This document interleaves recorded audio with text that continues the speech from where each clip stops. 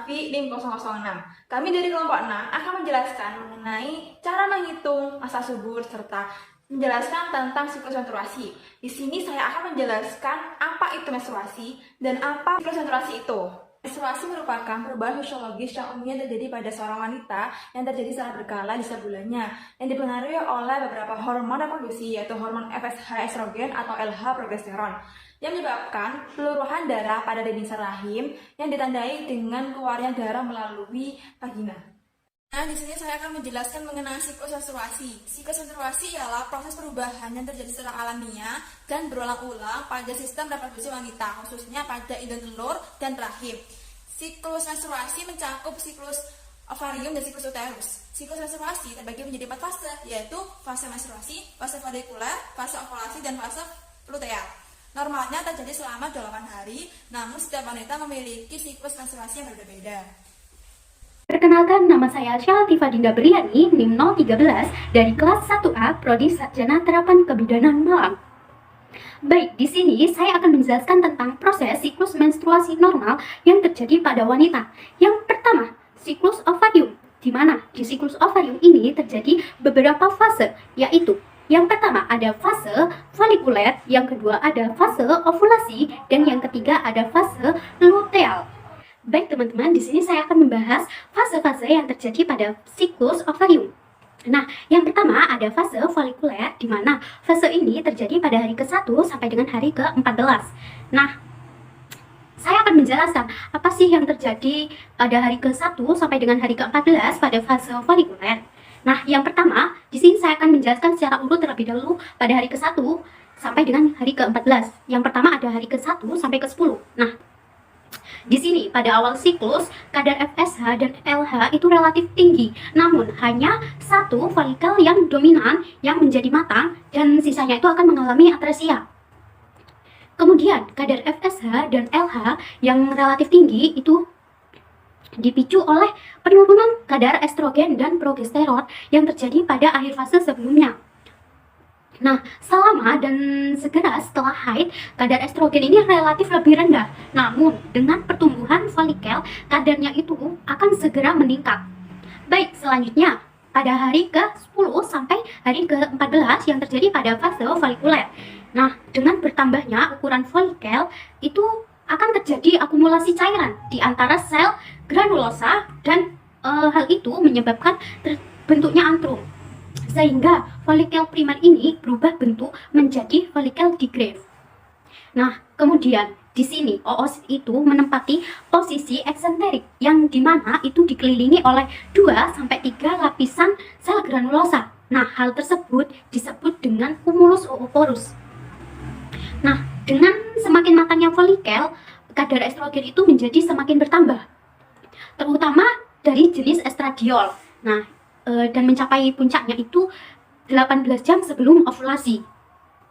Kemudian akan terjadi kadar estrogen itu akan naik, yang dimana akan menyebabkan produksi FSH dan LH ini menurun, atau bisa kita sebut dengan umpan balik negatif, di mana hal tersebut bertujuan untuk mencegah hiperstimulasi ovarium dan maturasi folikel lainnya.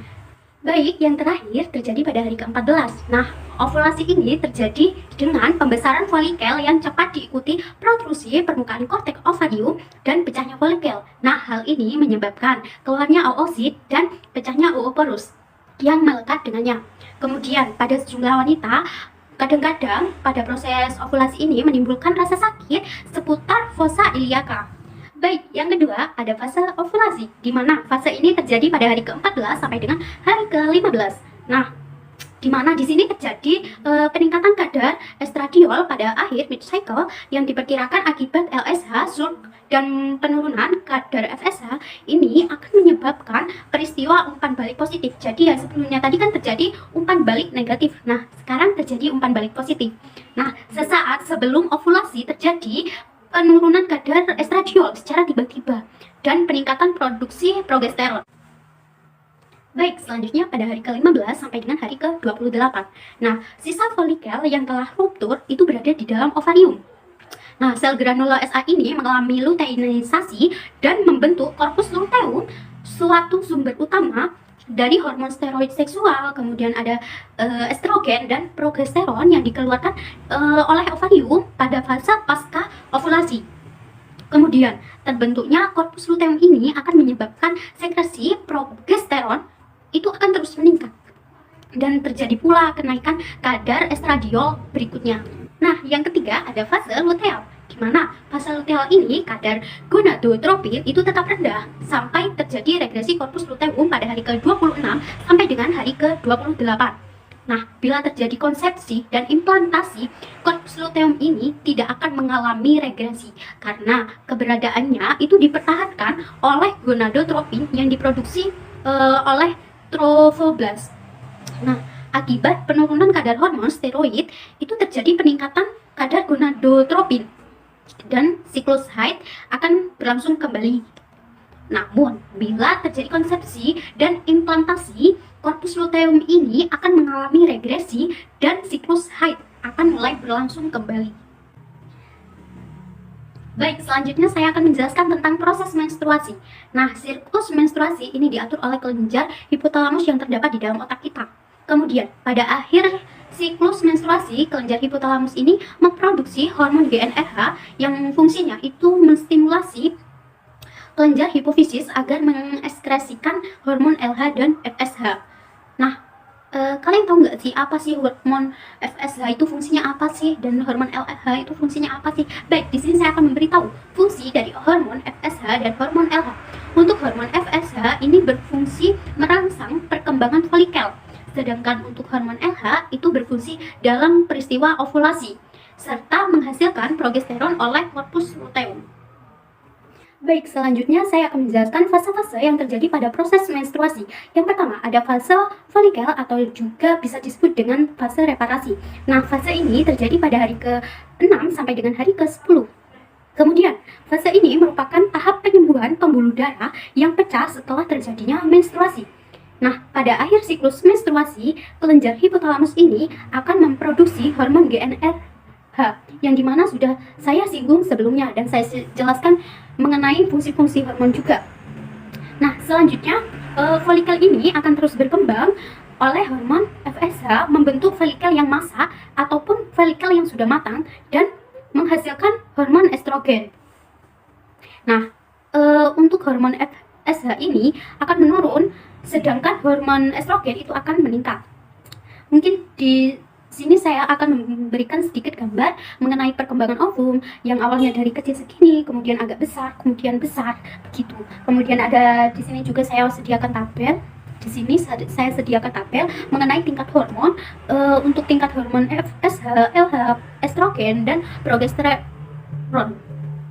Kemudian di sini saya juga sediakan mengenai endometrium. Di sini sudah jelas gambar mengenai endometrium. Baik, yang kedua ada fase proliferasi. Nah, fase proliferasi ini terjadi pada hari ke-11 sampai dengan hari ke-17. Nah, untuk kadar estrogen yang meningkat itu menyebabkan kadar LH itu juga meningkat sehingga terjadi ovulasi. Kemudian, ovum ini dilepas oleh folikel dan bergerak sepanjang tuba Fallopi. Nah, pada saat seperti inilah wanita tersebut dalam masa fertil atau subur sehingga itu akan mengakibatkan ovum itu sudah siap untuk dibuang. Nah, di sini juga saya sediakan tabel mengenai fase proliferasi. Mengenai perkembangannya dari awal yang bentuknya bulat kemudian ovumnya itu dibuang begitu. Dan di sini juga terdapat tingkat hormon baik itu tingkat hormon FSH, LH, estrogen dan progesteron dan di sini sudah terbukti kadar LH yang sangat meningkat dibandingkan dengan hormon-hormon yang lain. Dan di sini juga sudah terlihat jelas mengenai endometrium yang terjadi pada fase proliferasi. Nah, untuk fase ketiga yaitu fase sekresi. Pada fase sekresi ini terjadi pada hari ke-18 sampai ke hari 28. Pada saat melepaskan ovum, folikel Graaf pecah dan dalam keadaan kosong. Hormon LH merangsang folikel Graaf yang kosong sehingga membentuk korpus luteum. Nah, korpus luteum ini menghasilkan hormon progesteron yang berfungsi menyiapkan dan memelihara endometrium untuk proses implementasi.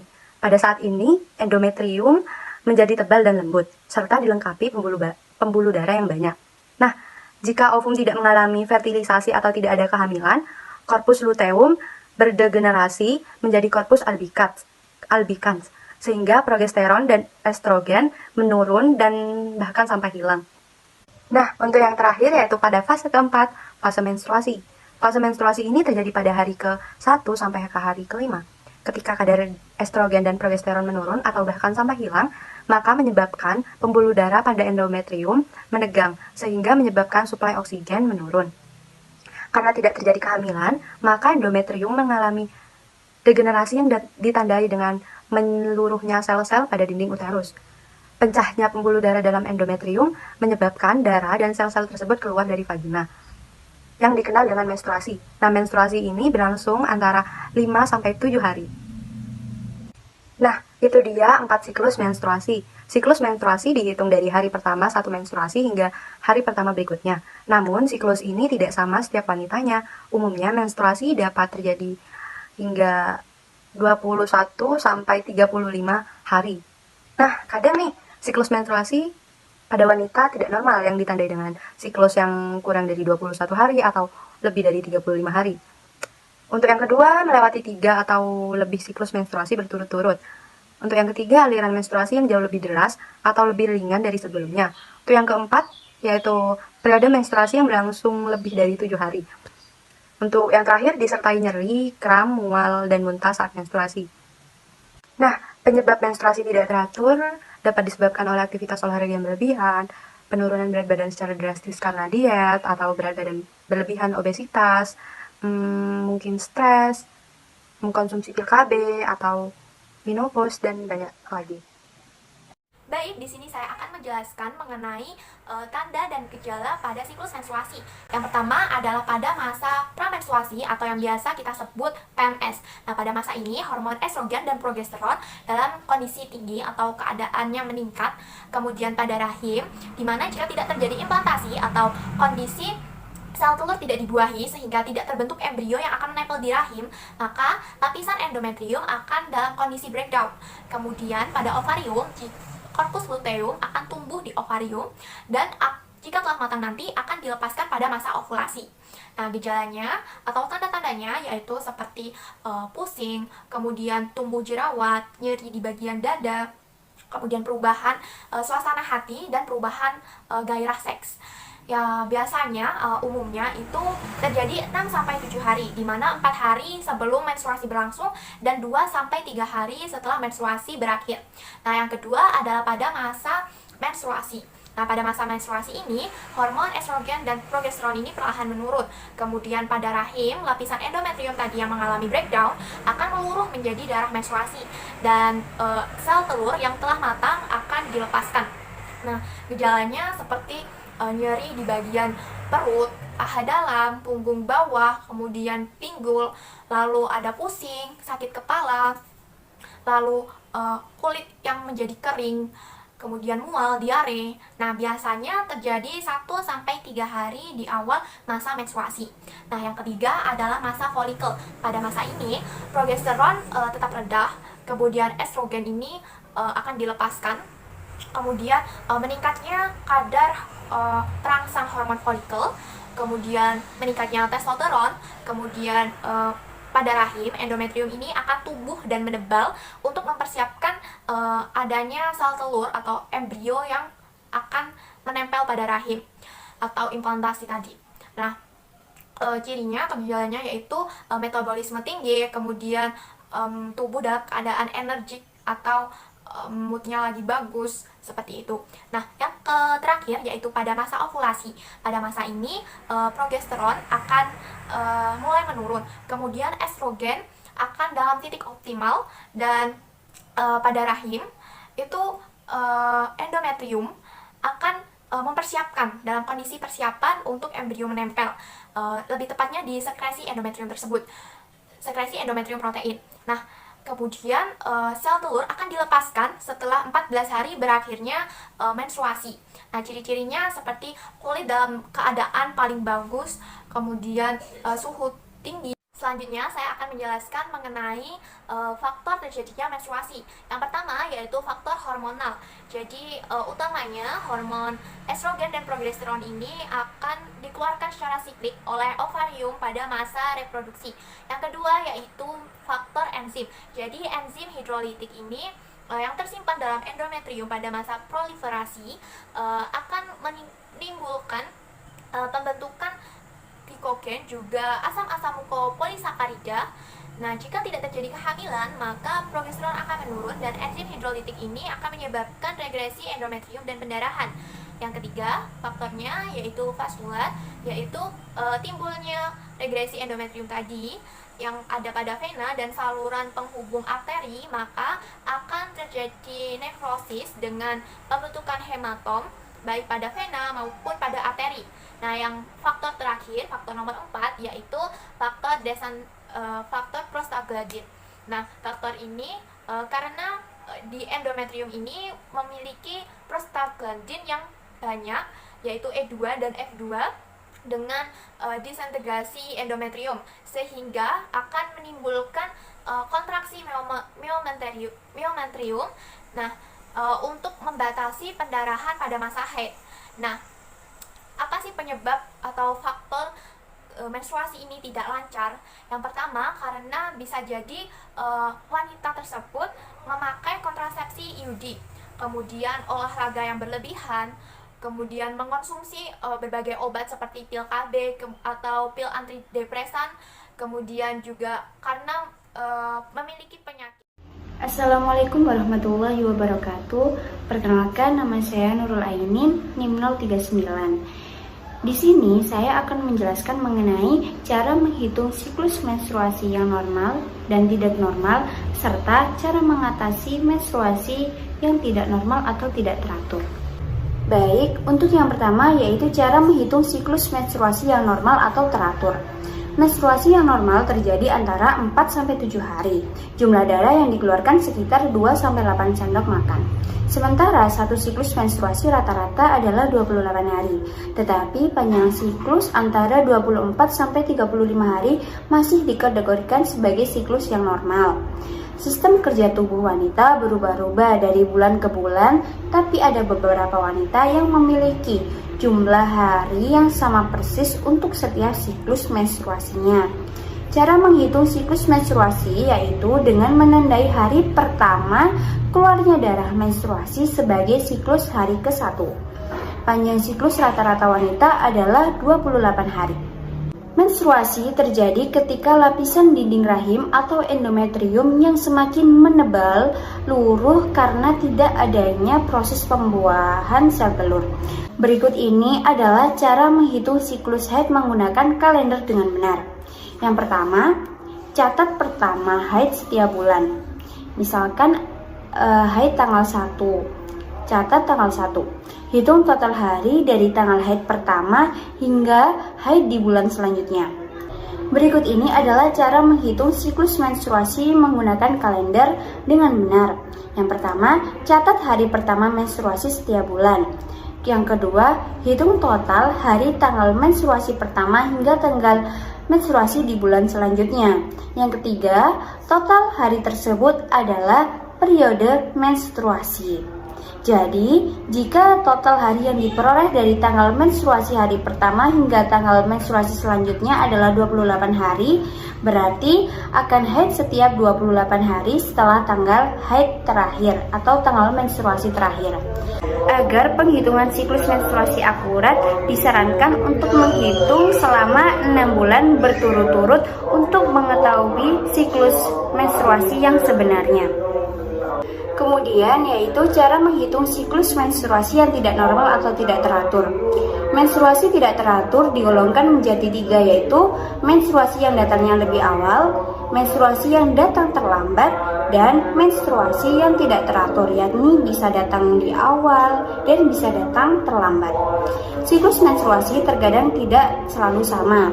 Itu karena ada beberapa faktor yang dapat mengaruhinya. Contohnya adalah stres, gaya hidup seperti konsumsi kafein, alkohol, dan kebiasaan merokok. Cara menghitung siklus menstruasi yang tidak teratur adalah seperti jika siklus haid bulan lalu per 30 hari, tetapi siklus bulan ini ternyata terhitung lebih cepat jadi per 25 hari, atau justru lama sekitar 35 hari atau lebih. Cara menghitung siklus haid teratur dan tidak teratur adalah sama. Kuncinya yaitu tetap dengan menghitung rentang waktu antara hari pertama haid atau menstruasi bulan ini sampai 1 hari sebelum menstruasi selanjutnya. Bedanya, perlu mencatat siklus menstruasi minimal 3 bulan atau 6 bulan, lalu membagi rata-ratanya. Hasil inilah yang dapat menjadi patokan untuk siklus haid yang sebenarnya. Kemudian, yang kedua adalah cara mengatasi siklus menstruasi yang tidak normal atau tidak teratur. Menstruasi tidak teratur adalah perubahan abnormal siklus menstruasi. Banyaknya dan warna darah yang dikeluarkan yang selalu diikuti dengan gejala lainnya. Dan cara mengatasi siklus menstruasi yang tidak normal atau tidak teratur yang pertama adalah dengan yoga. Yoga telah terbukti menjadi pengobatan yang sangat efektif untuk berbagai masalah menstruasi. Yoga juga terbukti mengurangi nyeri haid dan gejala emosional yang berhubungan dengan menstruasi seperti depresi, kecemasan, dan meningkatkan kualitas hidup pada wanita dengan dismenor primer. Yang kedua yaitu menjaga berat badan ideal. Perubahan berat badan dapat memengaruhi siklus menstruasi. Wanita yang kelebihan berat badan juga lebih cenderung mengalami menstruasi yang tidak teratur dan mengalami pendarahan yang sakit lebih berat daripada wanita yang memiliki berat badan yang sehat. Ini sebagai dampak sel-sel lemak terhadap hormon dan insulin. Yang ketiga yaitu olahraga teratur. Olahraga punya banyak manfaat yang dapat membantu siklus menstruasi Anda, terutama pada kasus siklus menstruasi yang tidak normal atau telat datang bulan. Kemudian yang keempat yaitu terapi akupuntur atau terapi herbal. Pemberian herbal untuk mengatur siklus menstruasi harus ada sifat fitoestrogen. Fitoestrogen adalah senyawa yang dihasilkan oleh tanaman yang memiliki sifat sama dengan hormon estrogen atau hormon yang ada pada perempuan walaupun secara struktur kimia berbeda, yang bisa meningkatkan serta membangun endometrium serta meningkatkan ketebalan rahim. Estrogen sendiri memiliki pengaruh terhadap selaput dalam rahim untuk mengeluarkan darah menstruasi dan menumbuhkan endometrium pada waktu siklus menstruasi. Dalam keseimbangan tertentu menyebabkan ovulasi dan pada akhirnya penurunan kadar mengakibatkan disintegrasi endometrium dan menstruasi terjadi. Baik, itu saja pemaparan materi mengenai cara menghitung siklus menstruasi yang normal serta tidak normal dan bagaimana cara mengatasi untuk siklus menstruasi yang tidak normal. Baik, terima kasih. Itu dari saya. Wassalamualaikum warahmatullahi wabarakatuh.